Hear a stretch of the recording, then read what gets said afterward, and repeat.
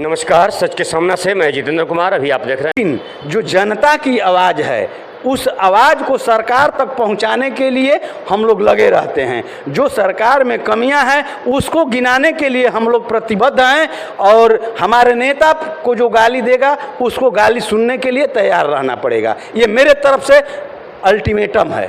तो वो लोग कहते हैं कि लालू जी के असर है ये तेजस्वी में, ये लोग क्या विकास करेंगे, जंगल राज वाले हैं। महाराज, तेजस्वी वो नेता है जो कि 33 वर्ष के उम्र में इस देश के प्रधानमंत्री को उठने पर ला दिया। मैं आपसे जानना चाहता हूं कि 2015 से पहले इस देश में कोई रोजगार और नौकरी का बात करता था क्या? तेजस्वी का देन है कि प्रधानमंत्री जी को भी नौकरी और रोजगार की बात करना पड़ा और ये लोग गांधी मैदान से 20 लाख रोजगार देने का एनडीए की सरकार घोषणा की, लेकिन इन लोगों का जुमलेबाजी है। ये लोग तो कह देंगे कि ये तो जुमलेबाजी है। इन लोगों का जुमलेबाजी करना आदत बन गया है। इन लोगों पर कोई विश्वास करता है? यही ना प्रधानमंत्री जी कहीं नारा दिए कि बेटी पढ़ाओ बेटी बढ़ाओ, और इनके मंत्री नारा देते हैं। गृह मंत्री जी का नारा आता है कि बेटी पटाओ बेटी पढ़ाओ है। सबसे बड़ा चीज़ ये देखने को मिल रहा है कि कांग्रेस बेशक बड़ी पार्टी हो, लेकिन राजद का एक पावरफुल पार्टी के नाम पे उसका नाम आता है। और कहीं ना कहीं मुझे ऐसा लग रहा है कि पूरे शाहाबाद में जीरो पे ला देना इसमें बिना राजद के संभव नहीं है। तो क्या इस बार तो मैं देख रहा हूँ कि काफ़ी बीजेपी है जोर शोर से लगाई है कि नहीं शाहाबाद को बिल्कुल ज़बरदस्त फॉर्म में ला देना। देखिए, यही तो तिलमिलाहट है उन लोगों में। चाहे पार्लियामेंट का चुनाव हो, विधानसभा का चुनाव हो, दोनों में हम लोग पूरे शाहाबाद में क्लीन स्वीप किए। एमपी के भी चुनाव में हम लोग क्लीन स्वीप, इन लोगों का खाता तक नहीं खुला। माननीय मंत्री जी हमारे 3 विधायकों को, इंडिया गठबंधन के 3 विधायकों को झोला पर खरीद करके, रुपए से खरीद करके एनडीए में ले जा करके बहुत बहादुर बन रहे हैं। उनको हम चैलेंज करते हैं, चुनाव लड़ करके देख लें विधानसभा में। बिहार में उनका कोई नाम जानता था क्या?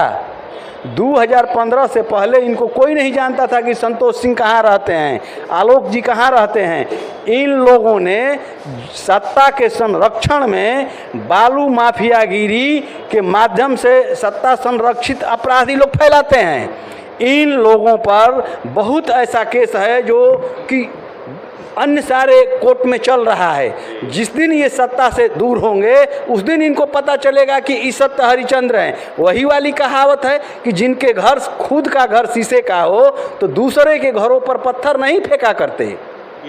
यही बात बिल्कुल सेम आप ही जैसे मोदी जी जब सत्ता में नहीं आए थे तो वही बोल रहे थे कि हम ये कर देंगे, अच्छे दिन ला देंगे, गरीब कमज़ोर का जो है एकदम खुशहाली हो जाएगा वगैरह वगैरह। तो उनका ऐसा तो नहीं है कि आप लोग भी कॉपी करने लगे हैं बीजेपी वाले के? देखिए, बीजेपी और मोदी जी सबसे पहले तो उनकी प्राथमिकता है कि जो कहते हैं वो करते नहीं हैं। वो तो कहे थे कि हम गरीबी ख़त्म कर देंगे, साल में नौजवानों को 2 करोड़ रोजगार देंगे, हर व्यक्ति के खाते में 15-15 लाख देंगे। क्या हुआ?